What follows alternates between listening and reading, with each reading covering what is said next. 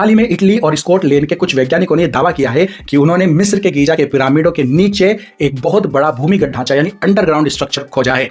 इस खोज में उन्होंने SAR तकनीकी यानी सिंथेटिक अपर्चर रडार का इस्तेमाल किया, जो जमीन के नीचे छिपी हुई चीजों को ढूंढने में मदद करती है। वैज्ञानिकों का कहना है कि उन्होंने जमीन के 2100 फीट नीचे तक 8 लंबे गोल आकार के सिलेंडर यानी गड्ढे शाफ्ट पाए हैं। ये सभी शाफ्ट घूमने वाले रास्तों स्पाइरल मार्गों से घिरे हुए हैं और 2 बड़े कमरों से जुड़े हुए हैं। साथ ही साथ वहां पर 5 मंजिला जैसी संरचनाएं भी मिली हैं जो आपस में रास्ते से जुड़ी हुई है और वहां पूरा का पूरा एक शहर पाया गया है। और कहा यह जा रहा है कि इसका कनेक्शन पिरामिड के ऊपर लगे इस एंटीने से है जो इन सिलेंडरों के साथ कनेक्टेड है। और ये एक एनर्जी ग्रिड है जो हवा में से बिजली पैदा करने के लिए यूज किया जाता था। और निकोलस टेस्ला ने कहा था कि अगर हम हवा में से थिन लेयर एनर्जी प्रोड्यूस कर लें तो दुनिया को फ्री में बिजली दी जा सकती है। और उसके इस एक्सपेरिमेंट के बाद से ही निकोलस टेस्ला गायब हो गया था, क्योंकि बहुत से बिजनेसमैन कंगाल होने वाले थे अगर ऐसा कर दिया जाता तो। पर असल में ये मिस्र के पिरामिड वहां के बादशाहों की कब्रें थी और साथ ही साथ ये एक उपासना का टेंपल भी था जहां पर उम्दा जादूगर आकर पूजा करते थे। और बाइबल भी हमें बताती है कि मिस्र में हाई लेवल की जादूगरी और शैतान की पूजा की जाती थी। इन पिरामिड्स को ओराइन तारामंडल की सीध में बनाया गया था, जिससे काला जादू करने वाले लोगों के लिए शक्ति का स्रोत पैदा किया जा सकता था। इस एनर्जी को मिस्र में उस पोर्टल को खोलने के लिए इस्तेमाल किया जाता था जिससे डीमंस पर्दे के उस पार से इस दुनिया में एंटर कर सकते थे और इन जादूगरों और राजाओं को पावर्स देते थे।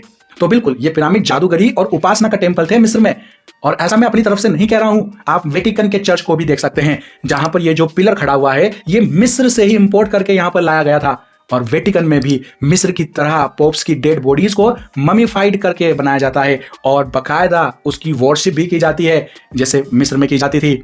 और सेम एनर्जी जनरेटर सर्न कंपनी जो कि जिनेवा स्विट्जरलैंड में है, वो भी यही दावा करती है कि उसने ऐसा पोर्टल खोल देना है जो हेल तक जाता हो।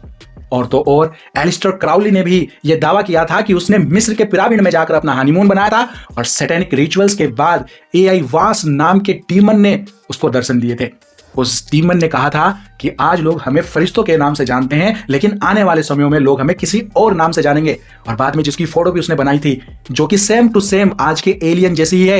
एलिस्टर क्राउली ने अपनी बुक में यह भी बताया था कि उसके डीमन को और लूसीफर के नाम से भी जाना जाता है। तो बेसिकली अब ये पिरामिड वाली न्यूज वायरल की जा रही है। इसका कनेक्शन है एजेंडा एलियन से। जल्दी ही दुनिया को एलियन से इंट्रोड्यूस करवाया जाएगा जो कि वास्तव में वही फॉलन डीमंस हैं, लेकिन दुनिया उनको एलियन के नाम से एक्सेप्ट कर लेगी। आर यू रेडी और aware? Comment in the box. और अगर आपको हमारा काम पसंद आता है और आप हमारे काम और सेविकाई में हमें सपोर्ट करना चाहते हैं तो आप हमारे साथ ज्वाइन भी कर सकते हैं। नीचे दिए गए ज्वाइन बटन पर जाकर आप हमारे काम में हमें ज्वाइन और सपोर्ट कर सकते हैं। तो चलिए मिलते हैं हमारी नेक्स्ट वीडियो में। तब तक के लिए thank you. May God bless you and your family. Stay tuned, stay blessed.